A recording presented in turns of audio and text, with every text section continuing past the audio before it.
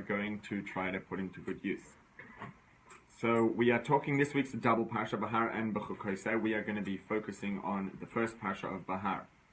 And as we often do, we are going to start with talking, well, actually not necessarily just the name, but the topic that the name is referring to, which is Har Sinai.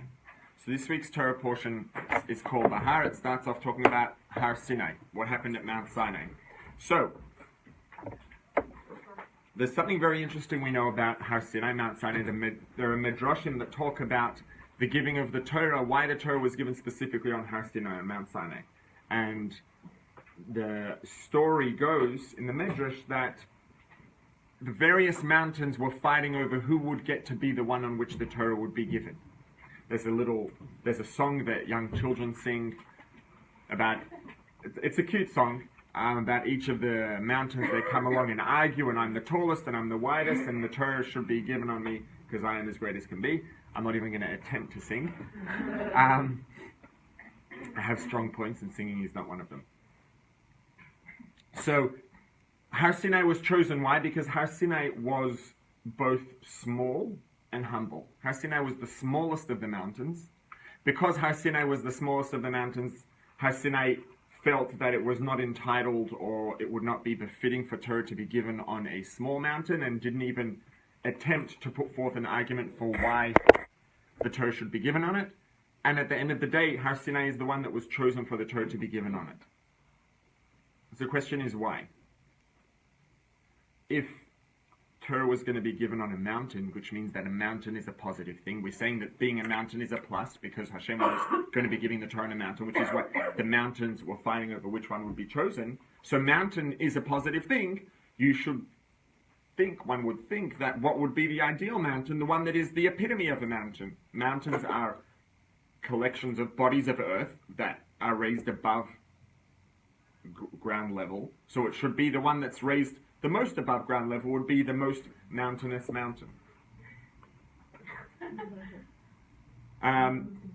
So what we're seeing here is that on one hand, it was being a mountain was a positive thing, but we also didn't want it to be a big mountain. We wanted it to be a small mountain. So what's going on? Is being a mountain a plus, in which case it should have been the biggest, tallest, broadest mountain? Is mountain a negative, in which case it should have been on level ground or a valley? Why are we looking for the smallest of mountains?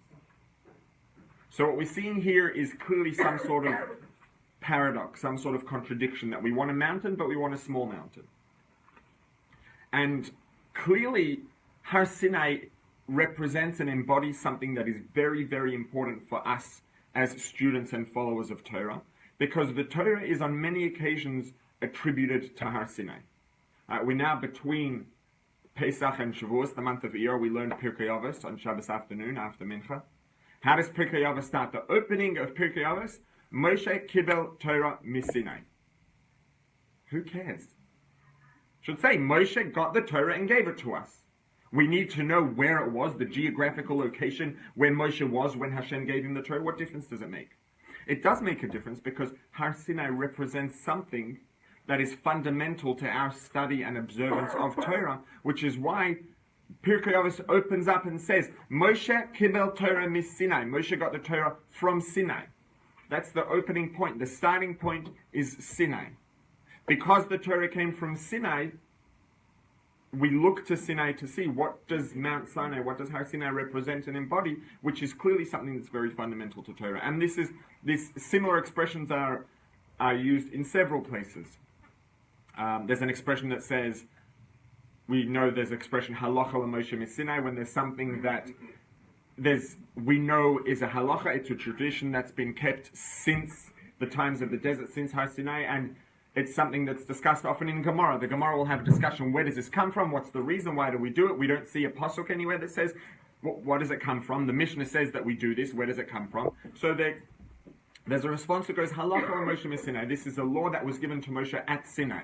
So it's something that during the giving of the Torah to Moshe by Hashem at Har Sinai, Hashem told Moshe, this is something that you and your people shall do, and we've been doing it ever since. Again, why does it say halacha l'Moshe miSinai? Halacha l'Moshe me Hashem. This is a halacha that was given to Moshe from Hashem. Why are we saying miSinai? Sinai clearly is something that is important as a source of Torah, which means it's something that is important to serve as a conduit or as a means for us to access and receive Torah. Halacha Moshe mis Sinai. Moshe kibel Torah mis Sinai. And there are many occasions where we see similar expressions that emphasize the fact that Torah comes from Sinai. And we're actually towards the end of the discussion, assuming that we get there, gonna talk about the fact that there are two things it says in the Mishnah. Moshe kibel Torah mis Sinai. So there's Moshe and there's Sinai. They're both clearly important because the Mishnah could have said, Bnei Yisrael kiblu Torah mis Sinai. We received the Torah from Sinai. Why does it say Moshe got the Torah from Sinai and handed it down? So there's something that Moshe represents and embodies, something that Mount Sinai represents and embodies, which are really two versions of the same idea, which, as we already have seen, is some sort of paradox or carrying of opposites, being a mountain, and specifically wanting to give the Torah on a mountain, but wanting to give the Torah on the smallest mountain. And Moshe represents and embodies this same paradox, and we're going to see how both of these are true, and then understand why is it so important, and how does this play out to us. Obviously, we are supposed to learn from and attempt to embody an equivalent paradox in our own daily lives, in our study of and observance of Torah and our service to Hashem. So the question is, what is this paradox? How is it embodied by Har Sinai? How is it embodied by Moshe? And then when we see that Moshe kibel Torah mis Sinai and passed it down toward us, we obviously understand that this paradox is something that's fundamental in the study and service and observance of Torah, and we are going to try to understand how we can embody it ourselves in our daily lives today. So, we're starting from paragraph 9, which in the English actually is misrepresented by a Roman numeral for 11, which should have been a 9. It's about a third of the way down page 191. Just whoever did it clearly got confused and put the I after the X instead of before. Okay, so...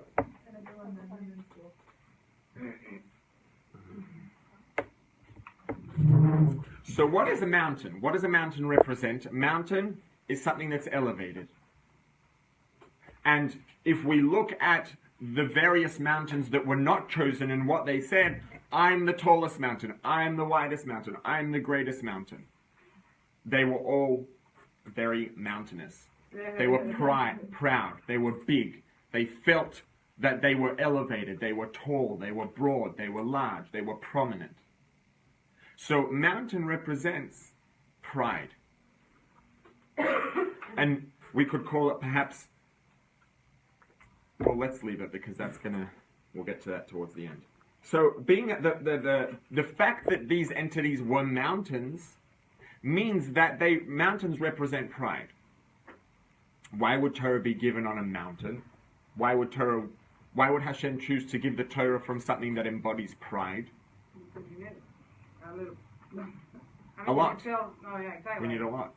Now, the paradox then becomes that we know that there's a Gemara that says that when Hashem says about people who are overly proud, we could say perhaps, or arrogant, Ein ani v'hu yecholin lodov olam ke'echad. Me, Hashem says, I and this individual cannot dwell together. Right? You can only ever have one thing in any given space. Basic physics. Can't have two things in one space. So, if I am full of myself, right, you can't pour water into a cup that's full. It's just going to pour out. If I am full of myself, there's no room for Hashem to be present within me, within my day-to-day life. If my life and my experience is all full of me, then my life and experience has no room for Hashem to come in. And Hashem says that if someone's overly arrogant, overly proud, there's no room for me together with this person. So why would Torah be given on a mountain? At the same time as we have to be careful not to be arrogant, conceited, overly proud. The Shulchan Aruch is the code of Jewish law. This is the definitive, practical guideline for living life as a Torah Jew on a daily basis. And it opens up the opening of the entire Shulchan Aruch before it gets down to any kinds of rules, whether it's daily life rules, whether it's rules of business, of Shabbos, of Pesach, or you name it, the first thing that Shulchan Aruch tells us is that we have to make sure not to be ashamed before people who are going to scoff, people who are going to make fun. As Torah observant Jews, as people who are living a life of Torah Judaism, we do things that people who don't live this kind of life will often find obscure, at the very least. Right? And you don't have to look too far to get scoffed at, to get laughed at, to be made fun of for people. And it doesn't have to be, ha ha ha, not everybody's in third grade. But there's a pressure, there's social pressure, there's pressure to fit in, there's pressure to look the way that everybody else's Instagram photos look. There's pressure to eat the same kind of things that everybody else is sharing online that they're eating. Whatever it is, it could be anything. There's social pressure, peer pressure, even if it's not, direct, clear people who are literally scoffing, making fun, laughing. But there is pressure. There's pressure to fit in, to be like everyone else. It's the nature of a human being. We're social animals. So Shulchan Aruch tells us, before you start learning what the rules are, before you start learning what you have to do throughout your day to live life as a Torah Jew, you have to know before you start, you have got to be proud. You have to be proud of who you are. You have to be confident. I have to go through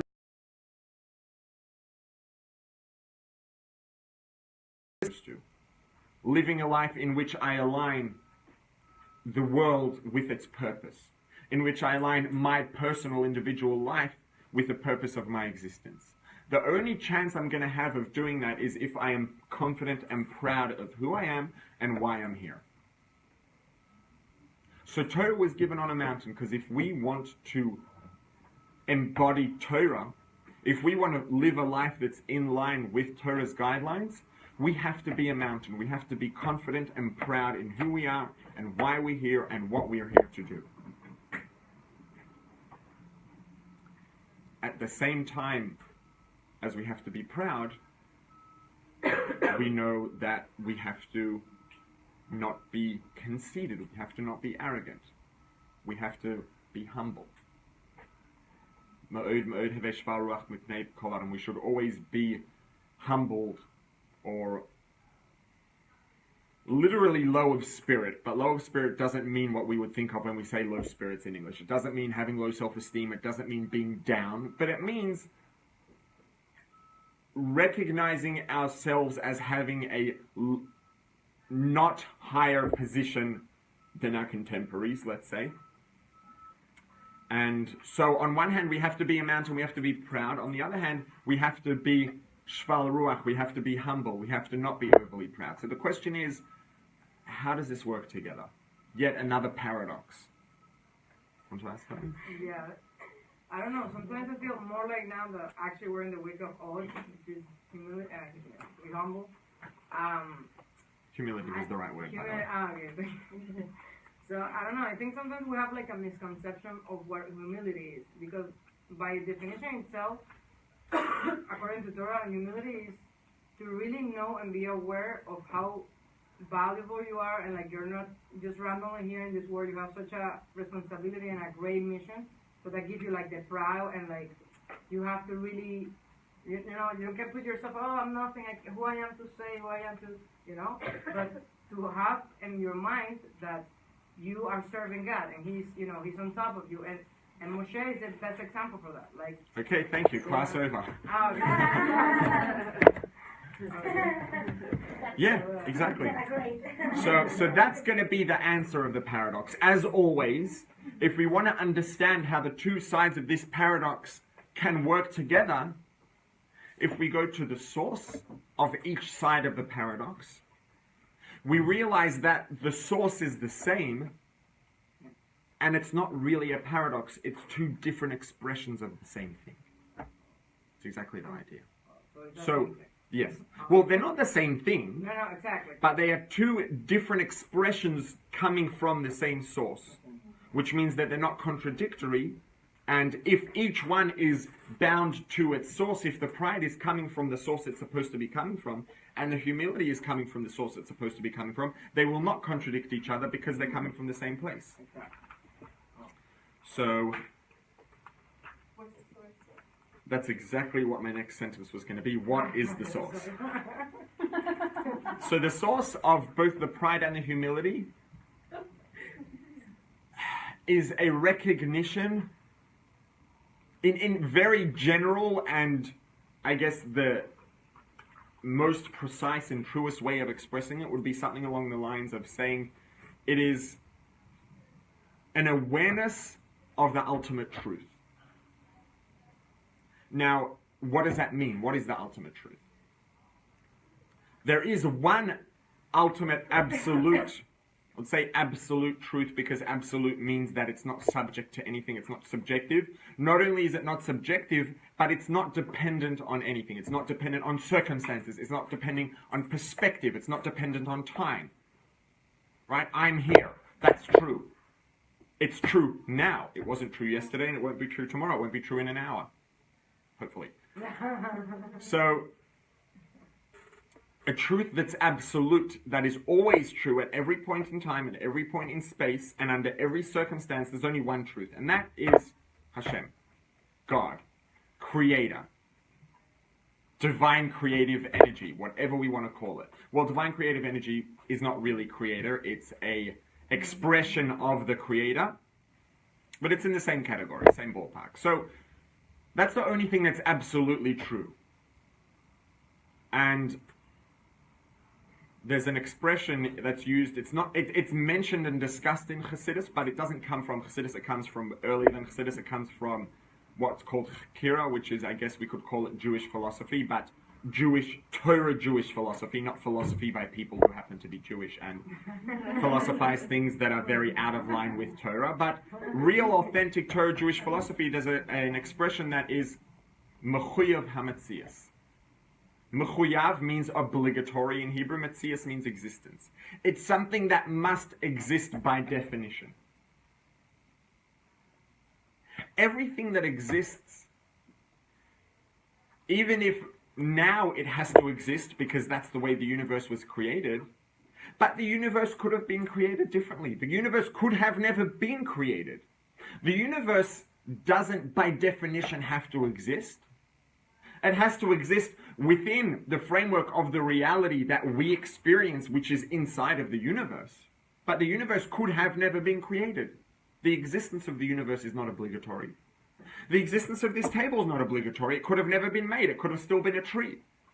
That tree could have never been planted, and the molecules that are in this table could have still been found in the air and in the earth that tree happened to grow in. The tree could have never been planted, and all of this would have still been in the ground and in the air. So the existence of this table is not obligatory. This table doesn't need to exist by definition. It could have not existed. It's not that hard to understand. A table is perhaps an easier example than the universe, because we can relate within the reality that we know to the table not having existed. We can't relate to the universe not existing because our experience as people begins and ends inside of this universe. Our experience as human beings, accepting the neshama that although we should be living a neshama-powered life, we don't necessarily always experience that reality. So, as human beings, we can understand that the existence of the table is not obligatory. That's very easy for us to understand. There's nothing in this room that needs to exist by definition. There's no person that by definition needs to exist. Any individual might have never been born. That's such a difficult thing to understand. And the same is true of everything. Okay, go before the universe. The universe exists inside of time and space. Now, a lack of time and a lack of space are things that we definitely can't relate to. Again, because everything we know exists inside of the framework of time and space. But time and space are creations. God created time and created space. Time and space don't even by definition need to exist. They could have never been created. There could have been no time and no space. The only thing that is mechuyev hametzias, that needs by definition to exist, the only thing whose existence is obligatory, is the Creator, is Hashem. Why? Because Hashem exists by definition. And there's another term that also is quoted by Chassidus from Jewish philosophy, which is mitziyosei me'atzmosei. I'm not even going to try and scratch the surface of that. Which is that its existence comes from itself. Whatever that means. We can't possibly relate to that, though. Like, correct. Because the concept doesn't exist in the reality that we know. Just because he exists, he only exists because he exists. Like, it's an infinite loop. Yeah. It seems like we're going really far just to realize how do we be correct. So this is the source of everything. Okay. Okay, so the only thing that exists by definition, that's mechuyev hametzias, is the Creator. Everything else that exists is created voluntarily, deliberately by the Creator. So everything that exists has a time, a place, a purpose, and a reason for which it exists. Because everything was created. The Creator everything that exists, the Creator decided to make it exist. Specifically in the way in which it exists, specifically in the time in which it exists, and specifically in the place in which it exists. So now, as soon as I recognized that I am not just a guy who has talents and skills and gifts and things that I'm capable of achieving, but I am an entity which exists inside of this picture, inside of this universe, all of which was created deliberately and specifically and voluntarily by the Creator for a reason, that's going to change everything about my perspective. It's going to change the way I see my gifts. It's going to change the way I see my ability to achieve things. It's going to change the way I see or I view my place relative to the people around me. It's going to change the way I see the people and things around me. And just, if we go to the beginning of chapter 32 of Tanya, this is a bit of a not specifically on point digression, but I think it's very important. It shouldn't take very long. Chapter 32 of Tanya, Perek Lamed Beis, is the Lev, it's the heart of Tanya. It's all about Ahavas Yisrael, loving our fellow as ourselves. How does it begin? How does it open up? Based on that which we have understood, we now could understand how it's possible for me to really actually love someone else the same, as you love yourself. If I have a accurate perception of the truth of reality, i.e. everything exists as a part of this plan, everything has a purpose because everything that exists was voluntarily, deliberately, specifically created by the Creator, really I'm going to look at everything to an extent equally. It doesn't mean that everything's the same. Well, I'm not the same as anyone else in this room. If we were all the same, we wouldn't all need to be here. There'd only need to be one of us. Right? Each of us is unique because each of us has a unique role to play. Each of us has something we can bring to the table that no one else can. But each of us was equally created deliberately, specifically by the same Creator for part of the same plan. So all of a sudden, my gifts are no more important than anyone else's. My gifts are no better than anyone else's.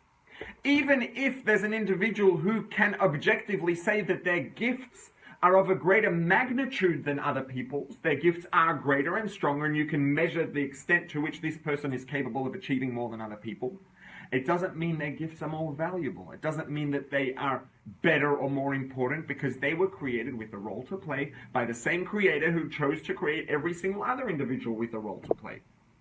So if we look at things in terms of the truth behind them, everything is here for the same reason. The specific reason is very different, But the reason behind that is the same. We're all here with a role to play to make this universe into a dirva tachtonim, to bring God into the world, to unite matter and spirit, to fulfill the purpose for which everything was created voluntarily by the Creator, outside of which nothing else actually needed to exist, if not for the fact that the Creator decided to create each of us. None of us needed to be here. Hashem could have created the world and everybody else except for me. Chose to create me. Now, there are two things that come together with that. There's the insanity of the fact that the Creator, absolutely infinite, qualitatively infinite, quantitatively infinite, undefinable, etc., etc., etc., etc., we could go on and on and on, could have created the world with all other 7 point whatever billion people and without me, and could have figured it out just fine. But that Creator chose to make me exist. Oh my God. Yeah, it's insane. Oh my God, Right? So now we can understand a little more the expression that says, Bishvili nivra ha'olam, the world was created for me. Hashem could have created the universe without me. I didn't need to exist. Hashem knows exactly what he's doing. Right? In business, everything, a good businessman does everything with a reason. Right? If you want it, business is there in order to generate profit. That's the nature of business.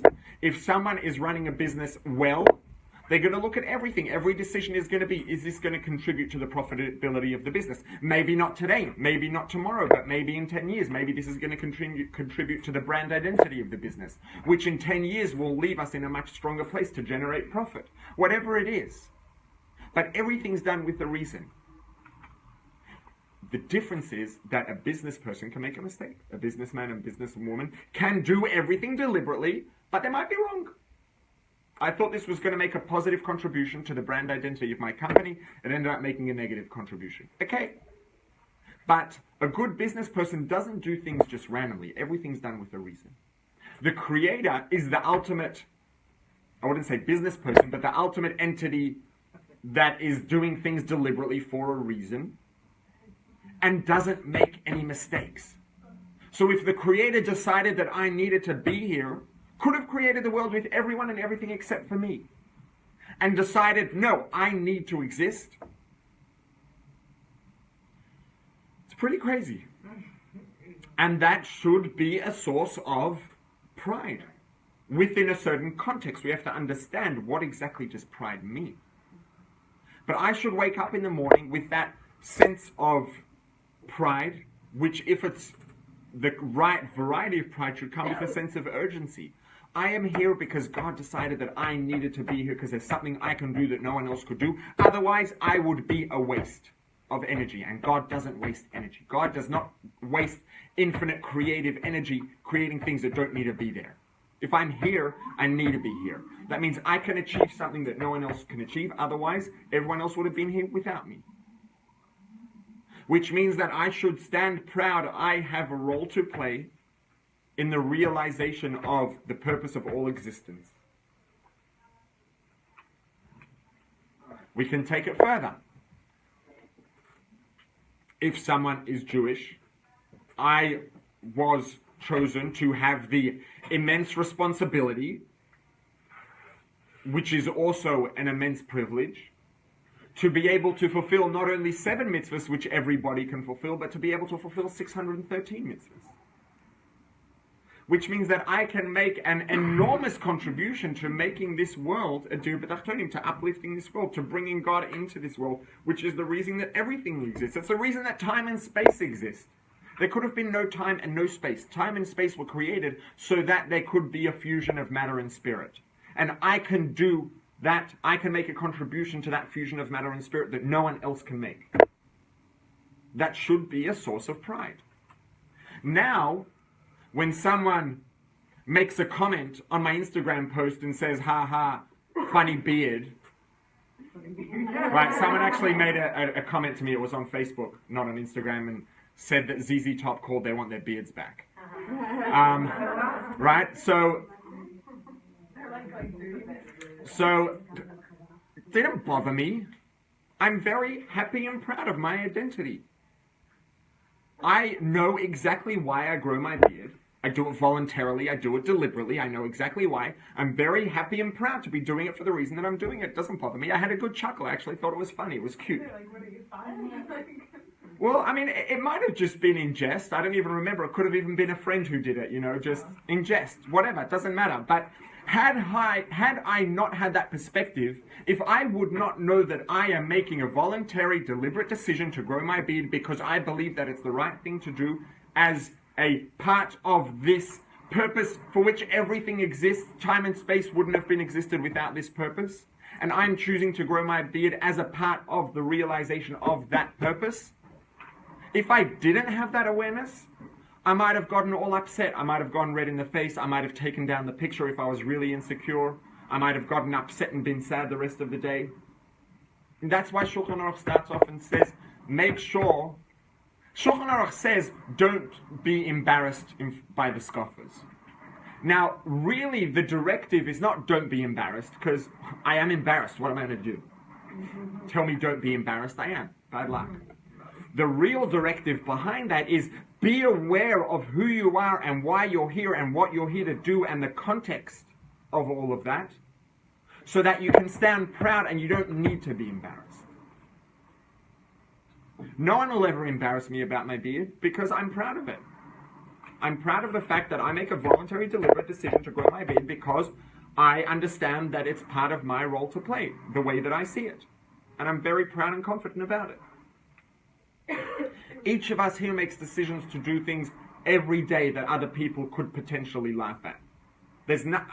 I'm guessing that no one here goes through a day that there's nothing they do that could potentially be at risk of getting a snarky comment if their entire life was being live streamed on social media. All of us could multiple things a day, if not multiple things per hour or per minute that we could get laughed at for. But if we are confident and proud of why we're doing it, we're not going to be at risk of being bothered by it. Who cares? And if we're confident enough, we can laugh with it. Cute comment. Yeah, that was funny. I actually did. I laughed and I thought it was cute. I don't even know for sure whether the person intended it in jest or intended it to be making fun. I didn't really care. It didn't bother me because I was confident about it. I took it as a jest and I thought it was funny and had a good laugh.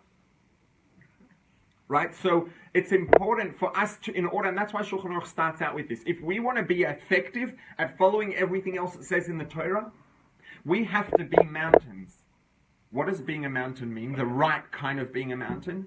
We have to have a pride that's built on a real, correct, accurate perspective of the ultimate, absolute truth. Which is why we're here.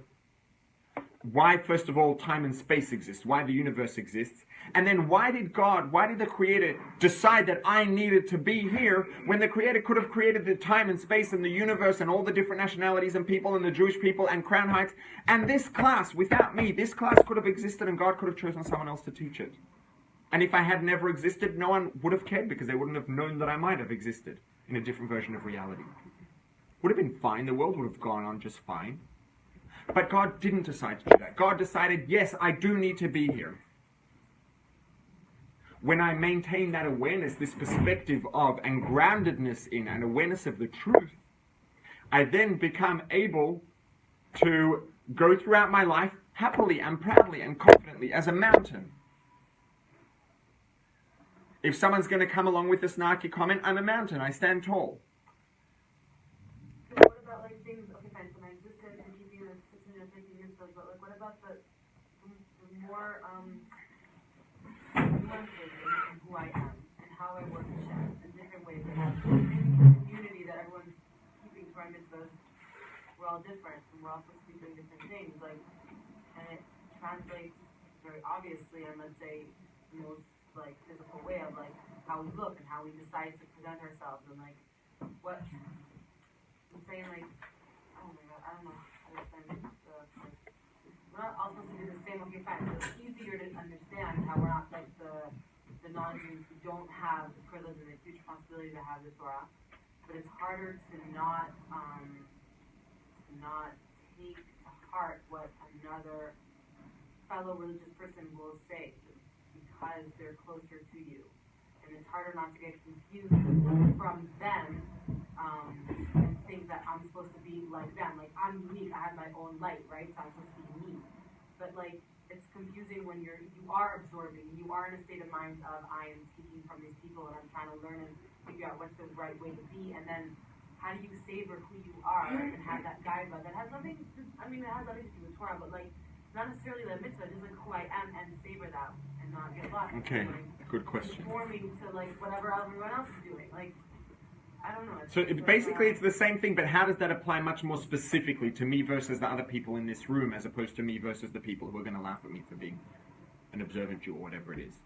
And not in only specifically within the context of Torah mitzvahs versus non-Torah mitzvahs, but in the context of me versus someone else. Yeah. Right? You are keeping stance, but you decide that you want to dress like this, and like, and then someone else sees that, and like because like from there, it's so much harder to like come up against people like that, and it feels like you are coming up against. That's why I'm using it, because it's like you will come up against it. That's the reality of life. Now, step number one is to understand that if someone is being judgmental, chances are, most of the time, if not all the time, it's not coming from Torah. Right? Torah says, Al todnes chaverecha ad shetegilim kom. Don't judge someone else until you have stood in their place. I'm never going to stand in anyone else's place. I can never know whether or not I have, because I don't know what other people go through internally. So I'm not in a position, it's not my role to judge.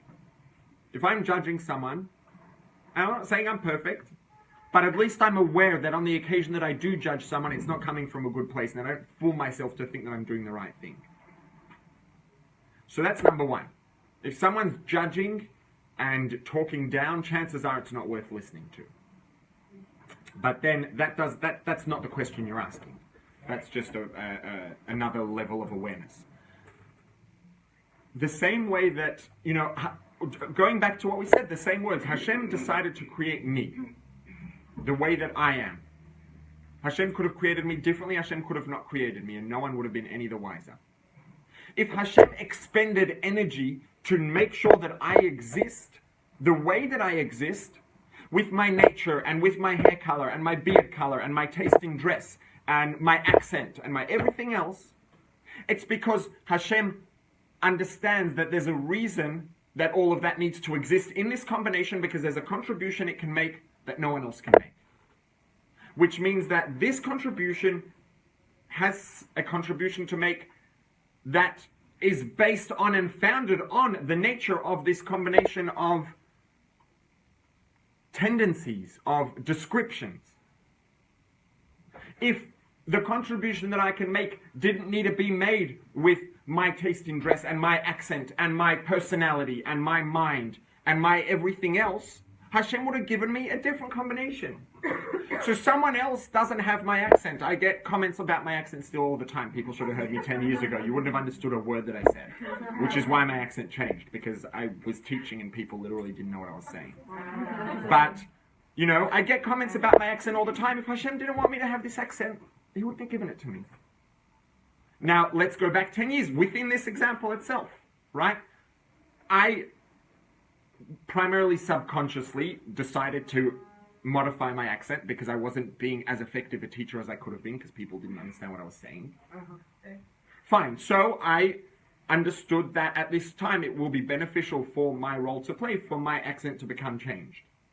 But I wasn't bothered by the fact that I had that accent at that time, because if I wasn't supposed to have this accent now, Hashem wouldn't have made me have this accent now. I have this accent now because Hashem put me in this situation where I right now look the way I look, I sound the way I sound, I have the voice I have the accent I have. This is where I'm supposed to be. If I come to the understanding that I will be able to be more effective if I make changes, I'll work on making changes, but I'm not going to be upset that things are the way they are, because then essentially what I'm saying is that I don't have enough faith in the Creator to believe that the Creator understands that He should have made me be the way that I am right now. If someone else thinks, now it depends, that's not to say that there's no such thing as constructive criticism. If someone had come up to me then on the side and said, you know what, you're a good teacher, you articulate things clearly, you make a point nicely, but honestly, I think that people would understand you a lot more easily and be able to take a lot more value out of your teaching if your accent would be a little softer. People would just be able to follow what you're saying more easily and get more value out of what you're teaching. That would have been a very productive and constructive thing to do if it was done the right way. Right? And that may have helped me make a decision that actually enabled me to bring more value in terms of the mission that I'm here to fulfill. At the same time, if someone had just gotten up in front of a class, or not in front of a class, but started giving me similar feedback, but in words and a tone of voice that clearly demonstrate that they're not here to try and help and be constructive, but to judge and to say, oh, what are you teaching for? No one can even understand what you're saying. If I'm sufficiently a big person, I would say, you know what? There's something to that. I'm going to work on it. But Hashem apparently thinks that I should have the accent that I have, and if you have a problem, go argue with the Creator, right? If you don't think that I'm supposed to be the way that I am, take it up with the entity that decided that I am supposed to be the way that I am. You know better than God, go fight it out. Get in a ring with God. Good luck. Right? So the fact that I'm the way I am and not the way everyone else in this room is because Hashem knows that there's a role that can only be fulfilled by an entity that looks the way I look and sounds the way I sound and has the personality that I have and has the character traits and the mind that I have. And if that wasn't the case, he wouldn't have made me exist. He could have done it with the 7 billion plus other people that are here, excluding me. Now again, that's not to say that there may be things I could do to make things better. There is a concept that is called constructive criticism. Right, and there's a Hayom Yom that says, Ehov es habikores. Love critical feedback. Because it will allow you to reach the ultimate level or the ultimate height of standing that you will not reach without it. Because the fact is, we're all subjective. We all like ourselves. We're human. Nothing wrong with acknowledging the fact that we have weaknesses. Ideally, we should have this perspective where we see everyone and everything equally, but we weren't created to have that naturally. We were created to be in a position where that is a goal towards which we strive and work every day of our lives to get closer to. So yes, we're subjective. Yes, therefore, constructive feedback, constructive criticism is one of the most valuable things we can have if we really want to get there. Right? So it doesn't mean there's no concept of change. But there's changing to make the most of what I have. And then there's changing to say that I know better than God how I should have been created. Because the way that I am now is not the way that I'm supposed to be. Okay, so go rewrite the Torah. I know better than God. Does that mean I don't have things to work on? Maybe part of the reason I was created this way in certain contexts is because I have challenges that I'm supposed to work on and overcome and to grow. Fine. That's part of it. But no one can come along and say I'm not supposed to be the way that I am. And if there's something about me that is not defined by Torah as being negative, being arrogant is negative, black and white. Getting angry is negative, black and white. It just is. Now, can I claim, do I claim to be a Torah observant Jew? Yes, I do. Can I claim that I never get angry? No, I can't. I will get up here and confess that I get angry. Right? It's true. It's a fact. Am I ashamed of it? I wouldn't say I'm proud of it, despite the way I may have just made that seem. But I'm human. It's okay. I'm working on it. I'm proud of the fact that I make an effort to work on it and to try to get better. That's what I'm proud of. Because Torah says that getting angry is bad. Torah doesn't say having a beard with the colors that my beard is bad. So someone else might make fun. I couldn't give a hoot. God created me this way. That means God knows that this is the way I'm supposed to be. Doesn't say anywhere in the Torah that I shouldn't be this way. So if this is the way I'm created, that means God decided that this is the way that I can most effectively fulfill my mission. If you don't think so, take it up with God.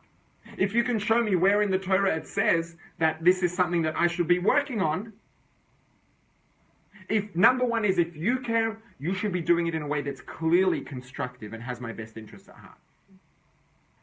Now, that's your problem, not mine. My problem is, because sometimes people give directions that would be positive, it's just not coming from a good place. If I'm sufficiently strong, I'll say, you know what? I'm not going to get down because this person is not God. But at the same time, there's something in what they said, and maybe I should take something out of it. Fine. But I have to maintain this awareness and this pride in the fact that I am who I am. God decided the world could not fulfill its mission and the reason of its existence without me being here the way that I am. Part of what I'm here to do is to improve and change in ways that Torah says it's a positive thing to grow and change. Example, coming back to what you just described, tznius and fashion. Torah gives guidelines for how we are supposed to dress, for how men are supposed to dress, how ladies are supposed to dress. We have guidelines. Within what fits within those guidelines, there's infinite variety that's possible. Well, this room is full of people that are wearing different things, all of which are fine. Now, if someone's going to come along and say, well, I don't like your taste in clothes, give a hoot. You're not God. Right? I don't care. If you're going to tell me to take me over the side and say, you know what? I think that you could perhaps dress in a way that would be more in line with Torah, and someone comes along and tells me that, whether or not they intend it constructively, if that's what they say, then I could stop and say, you know what? Think about it. Measure it up. Am I doing something which could be done in a way that's more in line with Torah? If yes, okay, I'll work on it. Thank you. Bring it to my attention. If not, if this person just doesn't like my taste, doesn't like my voice, anybody who doesn't like my voice is invited not to listen to or attend the class. I don't care. Right? I'm not going to get down. Why am I not going to get down? Why don't I care? Because I know that the creator of the universe, the creator of time and space, decided that I am supposed to be here with this voice. So I'm proud because I have a voice that God decided needed to be spoken with this body, at this time, in this place. You have a problem, take it up with God. If you're going to tell me I'm doing the wrong thing and you can show me where Torah says it, please, I'm open to feedback. But if you're just telling me off because you disagree, because you don't like my taste, you don't like anything else, take it up with God. God decided I needed to be here and I needed to look the way I look and sound the way I sound and be this height and everything else. I don't believe that you know better than God, so I don't care. Right? So that's what's underlying this don't be embarrassed. The instruction's not don't be embarrassed, because if I'm embarrassed, telling me not to be embarrassed isn't going to help. It's probably going to make me more upset. I'm embarrassed and I shouldn't be embarrassed and I'm still embarrassed, I'm going to be doubly upset. But I can work on having this awareness of the truth, which is automatically going to preempt shame. I have nothing to be ashamed of. Even if someone points out that I just got angry and Torah says you should not get angry. Okay, I'm not perfect. Why am I not perfect? Because God chose to create me imperfect so that I could work on it. Thank you for pointing out to me the fact that I have something to work on. I'll make an effort to improve. I appreciate the feedback. Should I be aware of the fact that I did something wrong? Yes. Should I be broken by it? In a very specific context, only in the correct way. That upset has to be coming from the right place.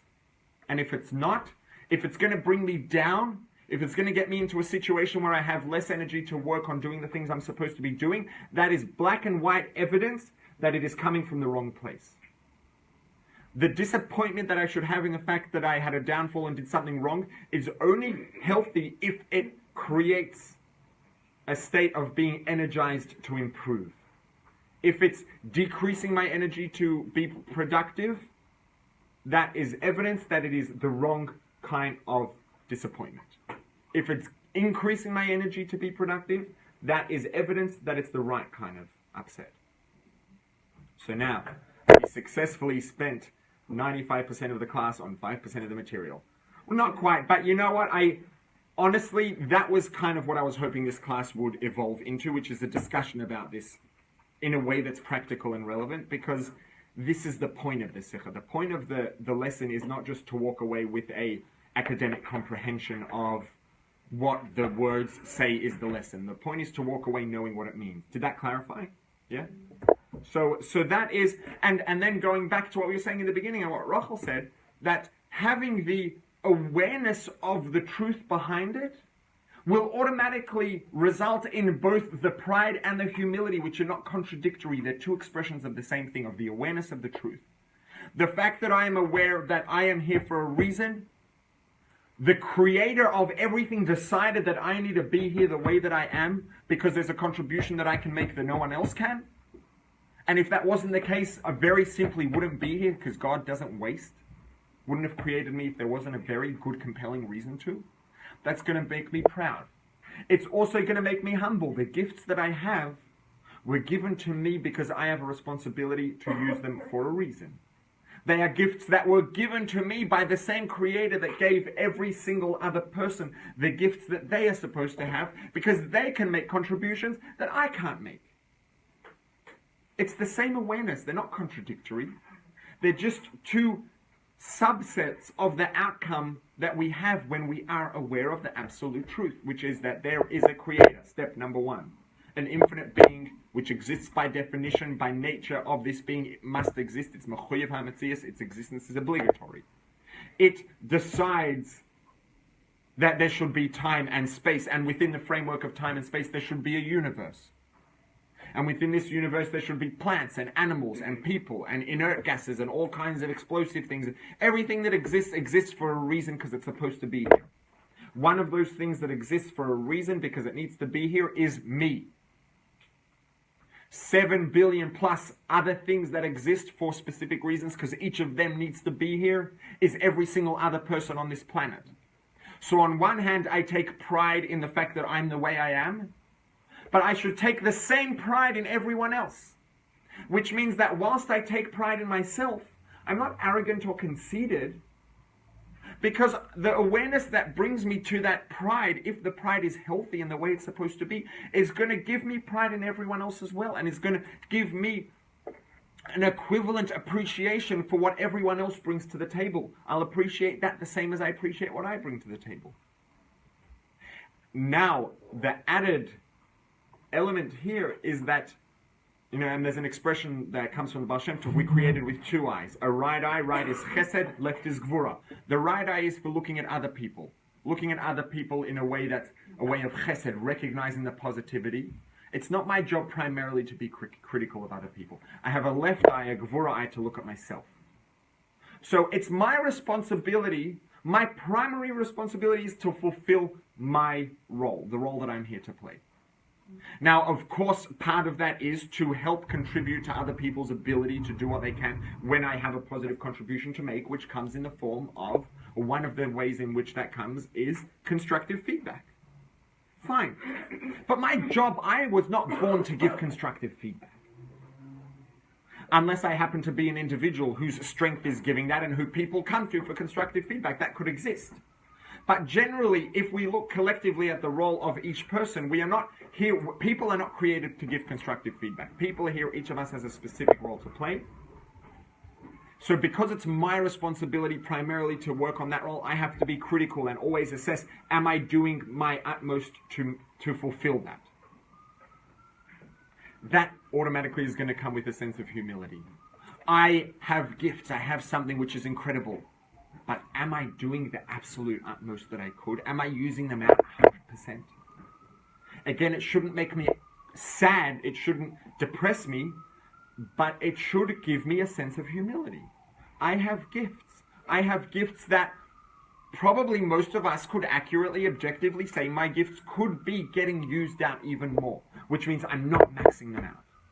So I have a pride and a humility that are both coming from the same place. My pride in myself is automatically going to bring together with it pride in everyone else. Because the pride's not about me. It's about the role that I play. And everybody else plays a different and unique but equivalent role. And that's Har Sinai, a mountain, a small mountain. It's pride, but it's a pride that's balanced with a humility that comes from the same source. It's Moshe. Moshe was the greatest of all teachers, the greatest of all leaders of the Jewish people that ever existed. He was also described in the Pasuk as the humblest of all men. He didn't deny his talents, he didn't deny his gifts, but he was aware of the role that they played. He was aware of the truth of those gifts.